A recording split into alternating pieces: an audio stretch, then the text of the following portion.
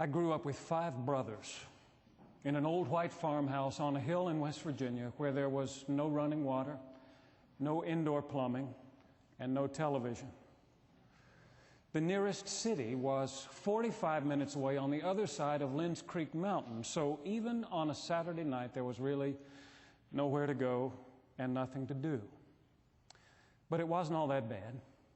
Because we weren't in a hurry to go anywhere, we lingered over supper. We talked and told stories. And at the end of it all, if the mood was just right, my dad would get this twinkle in his eye and ask, "Who are we going to make cry tonight?" Which was his way of asking us if we wanted to play a game of Monopoly. The answer was always yes.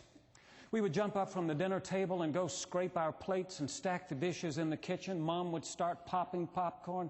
Dad would go pull down the Monopoly board from the shelf in the hall closet.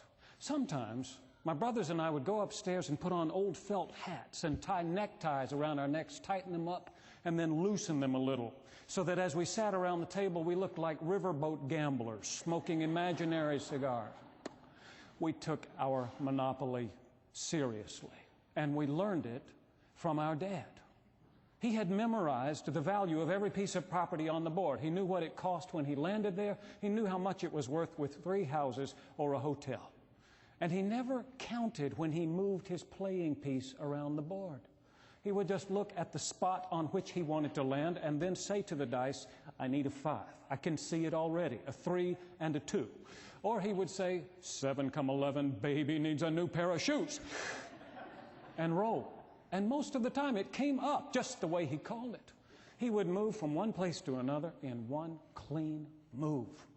And if he landed on your property, he would reach in his pocket, pull out a wad of cash, count off a few bills, put it down with a snort, stick the whole wad back in his pocket, hand you the dice, and on the game went. He liked to keep things moving. We never used $1 bills, for instance. We always just rounded up to the nearest 5. And we never did that silly thing where you put all the fees and fines in the middle of the board and then whoever lands on free parking gets all of it. That was against our house rules. And we always waited until the property had been bought, every piece, and then entered into this mad frenzy of real estate trading until everybody had a few choice monopolies and were ready to get down to the real strategy of winning the game. We played to win. We took no prisoners, but sometimes we got so caught up in the game that the line between monopoly and reality began to blur. I've watched it happen. Near the end of the game, my younger brother, Greg, who was the only real athlete in our family and always a fierce competitor, would move his piece around the board and gulp when it landed on Boardwalk, Dad's property, decorated with a big red hotel and a hefty $2,000 rental fee. You could see Greg. He would look at the money he had in his hand, look down at the property that he could mortgage to get a little more, and realize very quickly that there wasn't going to be enough. Dad would look at him, and there he sat, this little boy with his lower lip quivering, about to go out of the game. And every once in a while, but only every once in a while, my dad would say, "Listen, don't worry. Pay me the next time around." And there was this reprieve, almost unheard of in our Monopoly games. And you could see Greg looking up with this grateful expression. The next time he rolled, he would go around, collect his $200, and be back in the game again. But even if he lost it all eventually, he would never forget what Dad had done for him, and remember that he owed him a whole lot more than Monopoly money.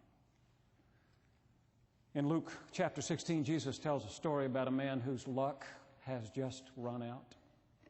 He's been accused of mismanaging his master's money, and the master calls him on the carpet. "What's this I hear about you?" he asks. "I want you to go bring in the books and clean out your desk. You're fired." On his way back to the office, the manager wonders, "What will I do? What can I do? I'm too weak to dig. I'm too proud to beg." And then he has an idea, a brilliant idea. "I know what I'll do," he says, and he calls in all of his master's debtors, one by one. He says to the first, "How much do you owe my master?" "Well, 100 jugs of oil," he says. "Quick, sit down, take your bill, write 50. "How about you? How much do you owe?" "Well, 100 measures of wheat," he says. "Take your bill, change it from 100 to 80. And so it goes on and on until all the master's debtors have been forgiven some of their debt and now find themselves deeply indebted to the manager. When he comes knocking on their door, a few days later, they will gladly welcome him in. When the master hears about it, instead of roaring with anger, as you might expect, instead of casting this worthless servant into the outer darkness where there will be weeping and gnashing of teeth, as happens in so many of the other parables, he looks him up and down with admiration.